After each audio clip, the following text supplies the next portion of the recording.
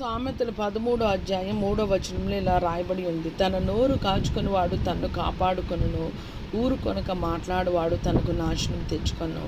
మనల్ని కాపాడుకోవాలంటే మొదటగా ఏం చేయాలంటే మన నోరును కాచుకోవాలంటే, మనకు తెలియని ప్రదేశంకి వెళ్ళినప్పుడు కానీ, తెలిసిన ప్రదేశానికి కానీ వెళ్ళినప్పుడు కానీ మనము చాలా సైలెంట్గా ఉండి అక్కడ అన్నీ అబ్జర్వ్ చేసి మనం ఏమీ మాట్లాడకుండా ఉంటే మనము జ్ఞానవంతులుగా ఎంచబడతామని దేవుని లేఖనం సెలవిస్తున్నది. సామెతలు 10:19లో రాయబడింది, విస్తారమైన మాటలలో దోషముండక మానదు, తన పెదవులను మూసుకొని వాడు బుద్ధిమంతుడు. విస్తారంగా మనం ఎక్కువగా మాట్లాడితే ఏముంటుందండి, దాంట్లో తప్పు ఖచ్చితంగా ఉంటుంది. తప్పు ఖచ్చితంగా ఉంటే ప్రాబ్లం ఏంటి అని అనుకోవచ్చు మనం.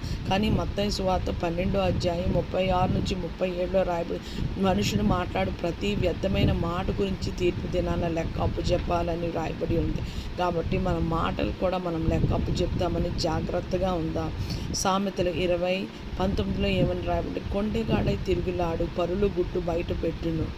కొండెగాడు ఏం చేస్తాడండి? కొండెగాడు అంటే ఏంటి? ఒకళ్ళ మాటలు ఒకళ్ళకి చెప్పి, ఒకళ్ళ మాటలు ఒకళ్ళకి చెప్పి, ఉన్నది లేనిది పుట్టుకిచ్చి అలాగ మాట్లాడు. కొండెగాడై పరులు గుట్టు బయటపడుతుంది. అది అస్సలు మనం అలాగా చేయకూడదు. దేవునికి చాలా అసహ్యం. యాకోబు రాసిన పత్రిక 1వ అధ్యాయం 26వ వచనంలో, ఎవడైనాను నోటికి కళ్ళెము పెట్టుకొనక తన హృదయంను మోసపుచ్చుకొనుచు భక్తి గలవాడనే అనుకుని ఎళ్ళవాని భక్తి వ్యర్థమే. మనము భక్తి గలవారమని అనుకుంటే ఎలాగంటే మన మాటలు చాలా కొద్దిగా ఉండాలి. మన మాటల్ని మనము చాలా ఆలోచించి మాట్లాడాలి. మన నోటికి మనం కళ్ళెం పెట్టుకోవాలనేది బాగుగా గుర్తుంచుకుందాం. మన ఇంటిలో అయినా బయట అయినా ఎందుకు మనం బాగుగా గుర్తుంచుకోవాలి అని అంటే, జీవమరణాలు నాలుక వశమని దేవుని లేఖనంలో రాయబడి ఉంది. సామెతలు 12:13లో, పెదవుల వలన దోషం అపాయకరమైన ఊరి నీతిమంతుడు ఆపదను తప్పించుకొను. పెదవుల వల్ల చేసిన పాపం ఏంటండి? యేసయ్యని అప్పగించినప్పుడు ఏమంటారు? నువ్వు దేవుని కుమారుడువా అంటే యేసయ్య ఏమంటారు? నువ్వు అన్నట్టే అనంటే ఏమీ చేయలేదు. ఇది దేవదూషణ అని వాళ్ళు బట్టలు చెప్పుకొని యేసయ్యని ఏం చేశారు? సిలువ వేశారు.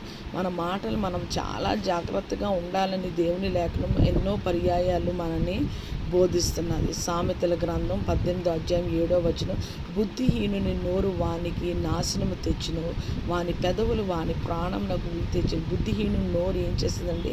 వారికి నాశనం తెస్తుంది. మనం ఎక్కడికైనా వెళ్ళినప్పుడు కానీ, ఒకవేళ ఇంటర్వ్యూలో కానీ ఉన్నప్పుడు అక్కడ మనం ఏమీ మాట్లాడకూడదు. ఎందుకంటే అక్కడ ఎవరైనా స్పైస్ ఉంటారు, వాళ్ళు వెళ్ళి బాస్కి మేబీ చెప్పొచ్చు. కాబట్టి మనం చాలా జాగ్రత్త.